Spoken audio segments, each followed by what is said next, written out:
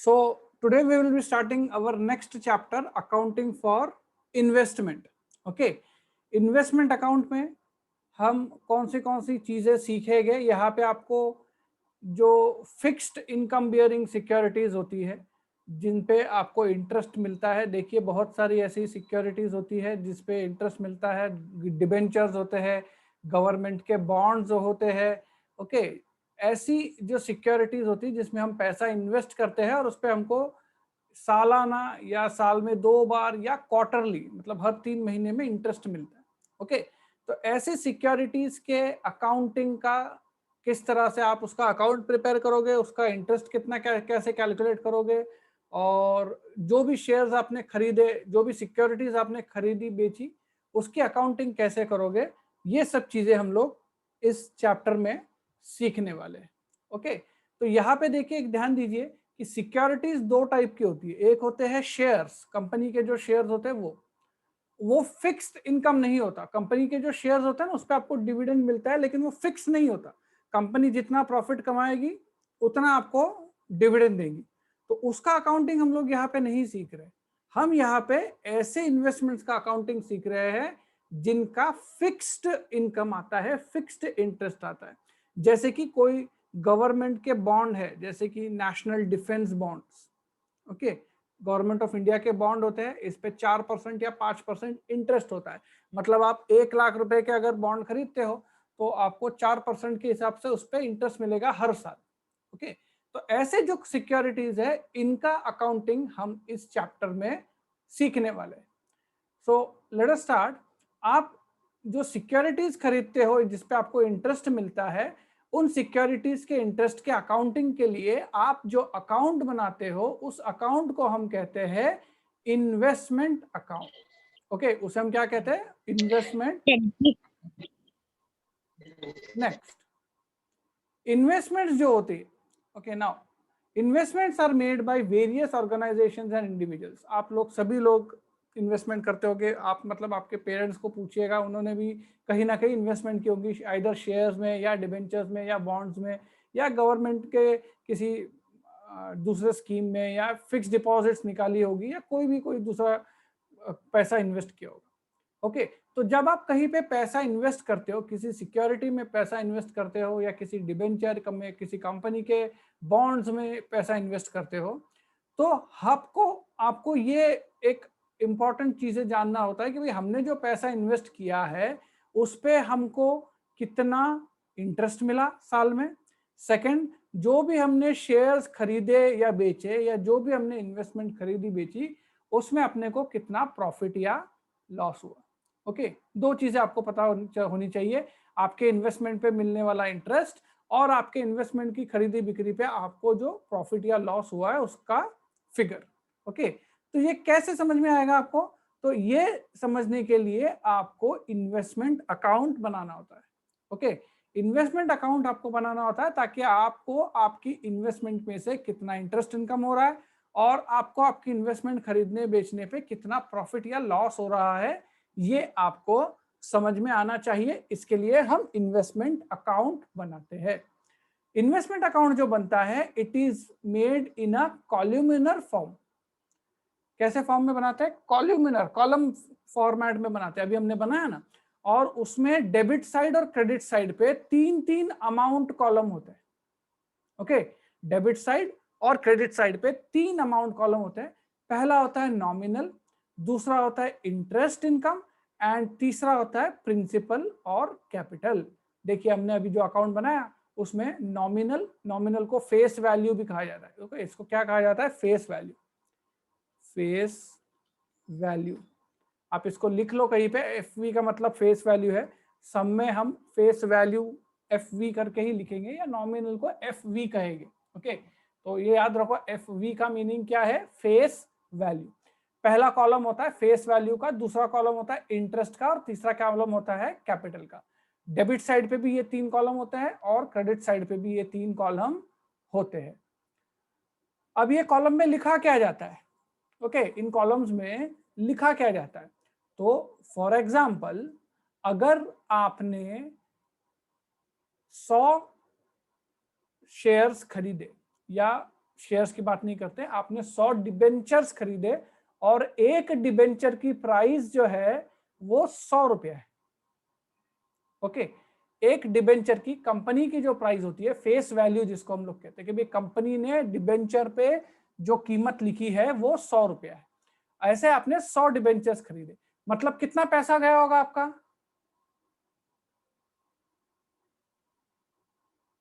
Can you tell me? बराबर से करो, 100 डिबेंचर्स और एक डिबेंचर 100 रुपए का, 10,000. तो आप कैसे लिखोगे इसको? टू बैंक अकाउंट परचेस, कितने के डिबेंचर्स परचेस किए हमने? 10,000 रुपीज के, ये इसकी फेस वैल्यू है, फेस वैल्यू ऑफ डिबेंचर है 10,000। अब बेटा आप लोग स्टॉक मार्केट्स देखते हो, कभी देखा है स्टॉक मार्केट या पता है स्टॉक मार्केट के बारे में? हाँ। तो जो स्टॉक मार्केट्स होती है, सिक्योरिटीज मार्केट होती है, वहां पे ये शेयर्स बिकते हैं, वैसे ही डिबेंचर्स भी होते हैं। तो ये तो हो गई उसकी फेस वैल्यू, मतलब एक कंपनी का शेयर। जैसे अभी मैं एक सिंपल एग्जांपल बताता हूँ, रिलायंस एक कंपनी है, सपोज कोई भी एक छोटा कंपनी ले लो, जैसे कि अभी अभी आईपीओ निकला है जोमेटो का, ओके, न्यूज में भी सुना होगा आपने, जोमेटो का आईपीओ निकला है। जोमेटो का एक शेयर का फेस वैल्यू है 100 रुपीज, ओके, फेस वैल्यू है 100 रुपीज, लेकिन आप स्टॉक मार्केट में जोमेटो का शेयर लेने जाओ तो आपको 100 रुपए में नहीं मिलेगा, क्योंकि एक बड़ी कंपनी है, एक नामांकित कंपनी है, तो इस शेयर पे आपको कुछ ना कुछ प्रीमियम देना पड़ेगा, इसका कुछ मार्केट प्राइस होगा। ओके, तो फिलहाल जो जोमेटो का आईपीओ हुआ है उसमें उसका मार्केट प्राइस डिसाइड किया गया है 1100 रुपए। इसका मतलब क्या है कि वैसे तो जोमेटो का एक शेयर 100 रुपए का है, लेकिन मार्केट में अगर आपको जोमेटो का शेयर खरीदना है तो आपको 1100 रुपए लगेंगे एक शेयर के पीछे। एक शेयर के पीछे कितने लगेंगे? 1100 रुपए लगेंगे। मतलब आप कितना प्रीमियम पे कर रहे हो? एक शेयर के पीछे प्रीमियम कितना लग गया? कितना पे कर रहे हो? 100 रुपए के शेयर के लिए आप 1100 रुपए पे कर रहे हो, तो कितना पैसा ज्यादा पे कर रहे हो? 1,000. 1000 ज्यादा पे कर रहे हो। जितना बड़ा कंपनी, जितना प्रॉफिटेबल कंपनी है, जितना बड़ा बिजनेस वाला कंपनी है, उतना ही इन दोनों अमाउंट्स में गैप रहेगा। ओके, अब आपने जो डिबेंचर्स खरीदे वो 100 रुपए की उसकी फेस वैल्यू थी, ओके, लेकिन मार्केट में वो 125 रुपए में मिलते हैं। एक डिबेंचर मार्केट प्राइस उसका 125 है और आपने ऐसे 100 डिबेंचर्स खरीदे, तो आपको कितना पैसा लगा खरीदने के लिए? या अभी मार्केट प्राइस क्या है आपके डिबेंचर्स की? 12,500. तो ये जो 12,500 है ये यहाँ पे आएगा। मतलब आपके पास जो डिबेंचर्स है वो वैसे तो 10,000 के है, ओके, वैसे तो 10,000 के है, लेकिन इनकी मार्केट वैल्यू कितनी है? 12,500। इनकी मार्केट वैल्यू कितनी है? 12,500। हमेशा ये अमाउंट ज्यादा होगी ये जरूरी नहीं है, कभी कभी उल्टा भी हो सकता है कि भाई ठीक है कंपनी का वैल्यू तो 100 रुपया है लेकिन डिबेंचर की वैल्यू 95 है सिर्फ। ऐसे केस में आपकी यहाँ पे वैल्यू कितनी आ जाएगी? 9,500। समझ में आ रहा है? जी। ओके, तो फेस वैल्यू, आप जो भी इन्वेस्टमेंट्स खरीदते हो या जो भी इन्वेस्टमेंट्स बेचते हो, देखो जो भी इन्वेस्टमेंट्स हम खरीदेंगे वो डेबिट साइड पे लिखेंगे, जो भी इन्वेस्टमेंट्स हम बेचेंगे वो क्रेडिट साइड पे लिखेंगे। ओके, जो भी इन्वेस्टमेंट हमने खरीदी है उसका फेस वैल्यू हम फेस वैल्यू के कॉलम में लिखेंगे, जो भी इन्वेस्टमेंट हमने खरीदी बेची है उसका जो मार्केट प्राइस होगा वो हम कैपिटल वैल्यू में लिखेंगे। ओके, यहां तक समझा आपको? अब इंटरेस्ट में क्या होगा? ओके, इंटरेस्ट में क्या होगा कि देखिए, इंटरेस्ट में आप जो इन्वेस्टमेंट खरीद रहे हो उस पर कुछ ना कुछ इंटरेस्ट मिलता होगा। फॉर एग्जाम्पल, जैसे यहाँ पे हमने लिखा है, ये सब हम आज सॉल्व करेंगे या ज्यादा से ज्यादा आज अगर समय नहीं रहा हमारे पास तो कल से शुरुआत करेंगे, आज थियोरेटिकल पढ़ लेंगे। जैसे यहाँ पे लिखा है कि धनश्री लिमिटेड के 12% इन्वेस्टमेंट अकाउंट, 12% इन्वेस्टमेंट अकाउंट है, मतलब कितना रिटर्न मिलेगा इसका, 12% रिटर्न मिलेगा। फॉर एग्जांपल इसके आगे थोड़ा मैं ऐड कर देता हूँ, payable half yearly on in June and December. ठीक है, इसका क्या मतलब है कि ये जो इन्वेस्टमेंट है 12% इन्वेस्टमेंट अकाउंट है। पहले तो आप 12% समझ लो। 12% मतलब क्या, कि जो भी आप इन्वेस्टमेंट करोगे उस पे इंटरेस्ट कितना मिलेगा, 12%। ओके, अब ये 12% इंटरेस्ट कैसे मिलेगा, तो साल में 2 बार मिलेगा। ओके, अब वो भी आपको सब में दिया होगा कि भाई इंटरेस्ट साल में 1 बार मिलता है, 2 बार मिलता है या 4 बार मिलता है। ओके, तो अगर साल में एक ही बार इंटरेस्ट मिलता है तो 12% इंटरेस्ट मिलेगा। जैसे कि अब यहाँ पे आपके पास अगर 10,000 के शेयर्स है, अब देखो इंटरेस्ट हमेशा इस वैल्यू पे निकलेगा। ओके, बहुत ध्यान से सुनना है, ये बेसिक लेक्चर आपको लगेगा लेकिन ये पूरा के पूरा आपका बेस तैयार करेगा। इसके अंडरस्टैंडिंग के बिना आप इन्वेस्टमेंट अकाउंट सॉल्व नहीं कर पाओगे। ओके, तो इंटरेस्ट जो आप कैलकुलेट करोगे, इस कॉलम में हम लोग इंटरेस्ट लिखते हैं, तो ये जो इंटरेस्ट का कॉलम है इसमें जो भी आप इंटरेस्ट लिखोगे वो हमेशा फेस वैल्यू पे कैलकुलेट होगा, मार्केट वैल्यू पे कैलकुलेट नहीं होगा। मतलब अगर मुझे इस इन्वेस्टमेंट पे कितना इंटरेस्ट मिलने वाला है साल में वो निकालना है तो मैं कौन सी वैल्यू लूंगा, 10,000। 10,000 पे 12% के हिसाब से कितना ब्याज मिलेगा, मुझे इंटरेस्ट मिलेगा 1200। 1200। ओके, जो भी इंटरेस्ट मिलेगा मुझे, जो भी इंटरेस्ट मिलेगा मुझे, हमें मिलने वाला इंटरेस्ट यहाँ पे लिखते हैं, by bank interest received, by bank interest received.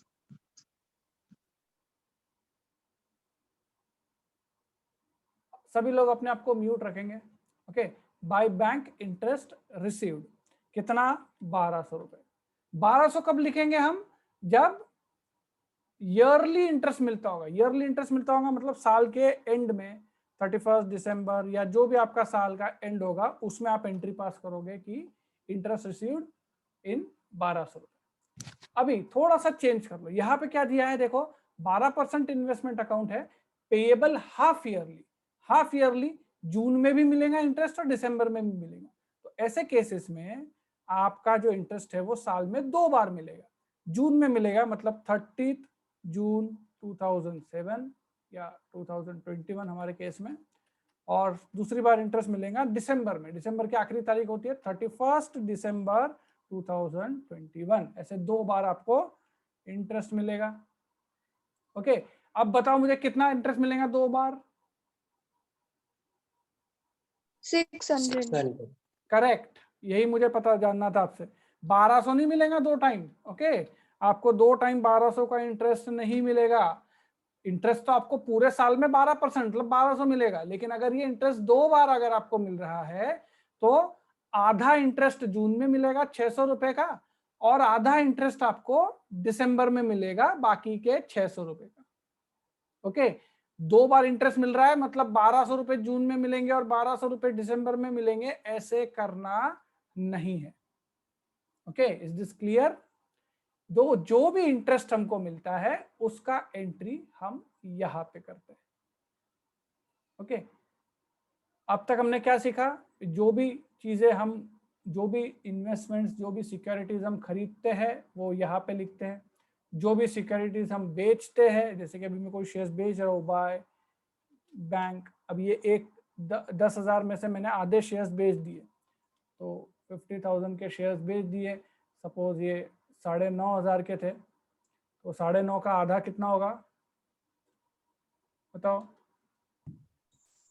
4,700, 4,750 4,750। जो खरीदा वो यहाँ पे लिखा, जो बेचा वो क्रेडिट साइड पे लिखा, जो इंटरेस्ट मिला वो क्रेडिट साइड पे लिखा। बेसिक जो है वो मैंने आपको समझाया कि भाई ये जो फॉर्मेट है इसमें हम लोग बेसिक कैसे लिखेंगे। अब सिर्फ इतना बेसिक ही होता है क्या? नहीं, इसमें बहुत सारी दूसरी चीजें होती है जिसका हमको लिखना जरूरी है। देखो पहले ये फॉर्मेट मैंने आपको समझा दिया है, ओके। इस तरीके का फॉर्मेट आपको बनाना है, परचेसेस यहाँ पे, सेल्स यहाँ पे, इंटरेस्ट भी क्रेडिट पे। अब जो मेन हार्ट है इस सम का, cum interest and ex interest transactions, okay. Cum interest and ex interest. What do you mean by cum interest and what do you mean by X interest? ये सीखते हैं। The sale price of an investment quoted in the market may be come interest और X interest. जब भी आप investments बेचते हो या जब भी आप इन्वेस्टमेंट खरीदते हो, तो आइदर आप कम इंटरेस्ट खरीदोगे या एक्स इंटरेस्ट खरीदोगे, या कम इंटरेस्ट बेचोगे या एक्स इंटरेस्ट बेचोगे। तो इसका मतलब क्या होता है? कम इंटरेस्ट मींस इंक्लूडिंग इंटरेस्ट, कम इंटरेस्ट मींस इंक्लूडिंग इंटरेस्ट, और x interest means excluding interest. Come interest means including interest, x interest means excluding interest. For example, इसको हम यहाँ पे लिख लेते हैं, ओके। इसको हम यहाँ पे लिख लेते हैं और सपोज यहाँ पे एक डेट डालते हैं, जस्ट आपके अंडरस्टैंडिंग के लिए मैं कह रहा हूँ, 30 नवंबर 2021, ओके।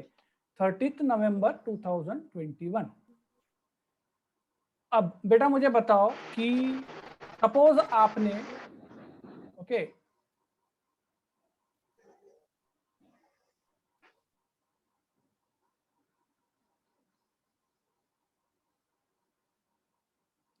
यहाँ पे 50,000 रुपीज के शेयर्स जो है, या 50,000 रुपीज के आपने जो सिक्योरिटीज है वो बेची, 500 सिक्योरिटीज आपने बेची at the rate 95 x interest,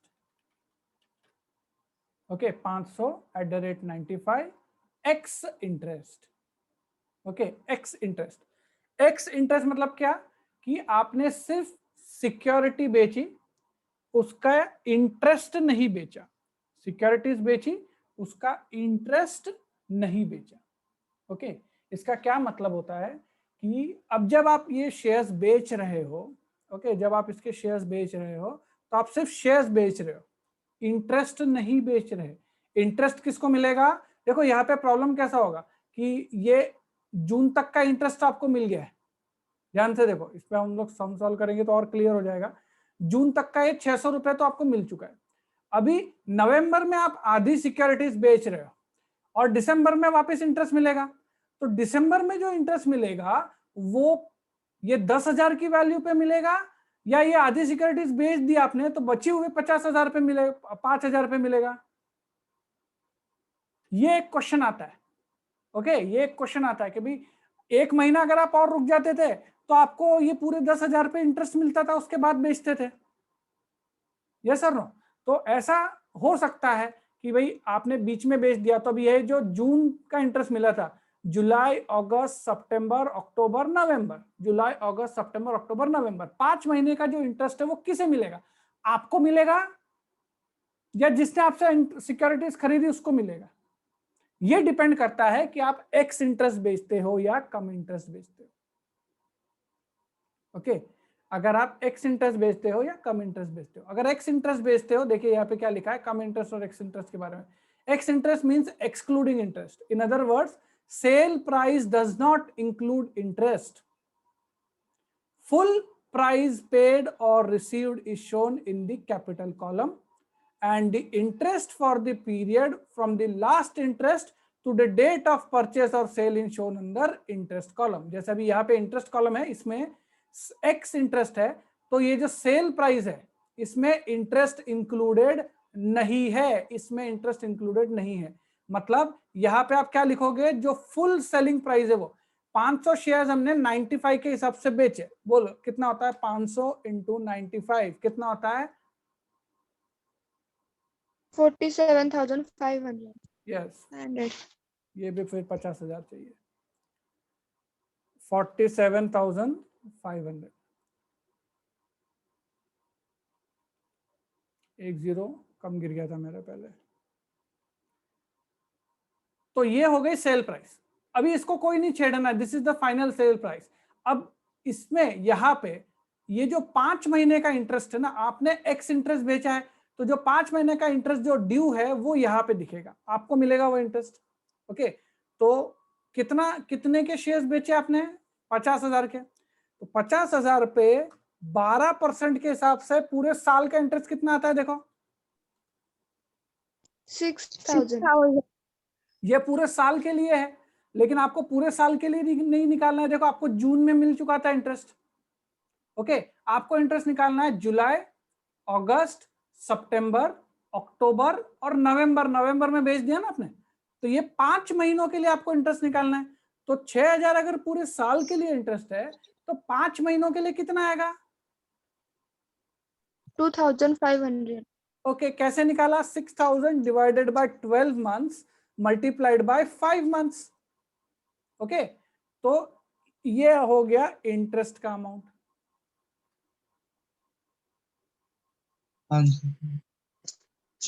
is it clear? समझ में आया क्या सभी को? ये इंटरेस्ट आपको मिलेगा। ओके, क्यों? क्योंकि ये सिक्योरिटीज आपके पास थी। अच्छा, अभी बची कितनी सिक्योरिटीज अपने पास? बची कितनी सिक्योरिटीज? 1 लाख की थी, उसमें से 50,000 की बेच दी, बची कितनी? 50,000. ये जो बची हुई 50,000 की सिक्योरिटीज है, 31/12 को इन बची हुई 50,000 की सिक्योरिटीज पे आपको इंटरेस्ट मिलेगा। कितना मिलेगा? 6 months. 6 मंथ्स। बताओ कितना होता है वो?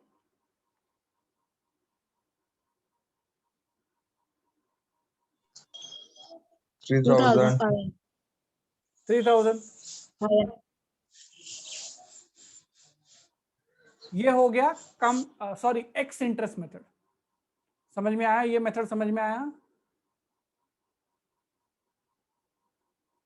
अभी कम इंटरेस्ट अगर रहा तो क्या करेंगे? इस पे आपको 2 4 5 सम हम लोग सॉल्व करेंगे तो एकदम अच्छे से समझ में आ जाएंगे। इंटरेस्ट अगर ये कम इंटरेस्ट रहा तो क्या करोगे? देखो ध्यान से।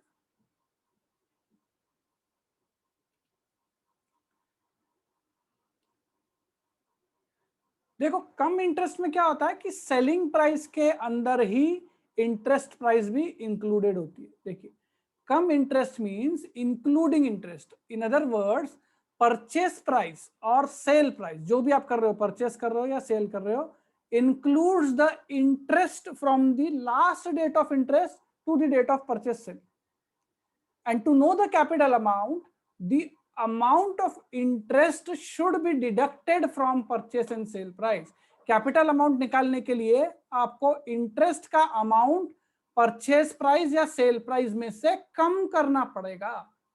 कम करना पड़ेगा। कैसे करोगे?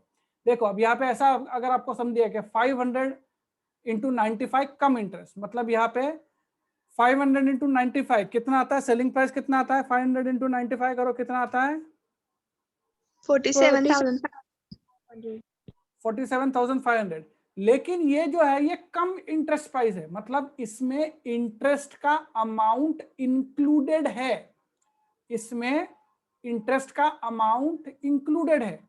एक्स इंटरेस्ट होता था तो हम सीधा यहाँ पे लिख लेते थे 47,500, लेकिन ये जो है ये कम इंटरेस्ट प्राइस है, इसमें इंटरेस्ट इंक्लूडेड है। अभी इंटरेस्ट निकालो, कितना होता है? 50,000 पे 12% से 5 महीने के लिए कितना इंटरेस्ट होता है? जून से नवंबर तक 5%, 5 महीने के लिए कितना इंटरेस्ट होता है? हमने अभी कैलकुलेट किया था पिछली बार, कितना आया था? 2,500. 2,500। वो लिख दो यहाँ पे, वो प्रोसेस सेम है। 2,500. ये जो 2,500 है, ये इंटरेस्ट इस प्राइस में इंक्लूडेड है, कम इंटरेस्ट है। तो ये जो कम इंटरेस्ट की प्राइस है, इसमें से इंटरेस्ट का अमाउंट कम करके कैपिटल में पैसा अमाउंट लिखना है। मतलब 47,500 में से 2,000 माइनस करने हैं। कितना होता है? 45,000। 45,000। समझ में आया? समझा बेटा? कैसे करते हैं हम लोग कम इंटरेस्ट का कैलकुलेशन और एक्स इंटरेस्ट का कैलकुलेशन। ये सेल हो गया, इसी तरीके से परचेस भी सेम तरीका है परचेस के लिए भी, ओके। लेकिन इतना सारा मेंटल तरीका करने से यहाँ पे मैंने एक सिंपल वर्किंग नोट बनाया है। ये वर्किंग नोट में हम लोग एंट्रीज करते जाएंगे और सम सॉल्व करते जाएंगे, तो बहुत इजीली आपका ये सम सॉल्व होगा, ओके।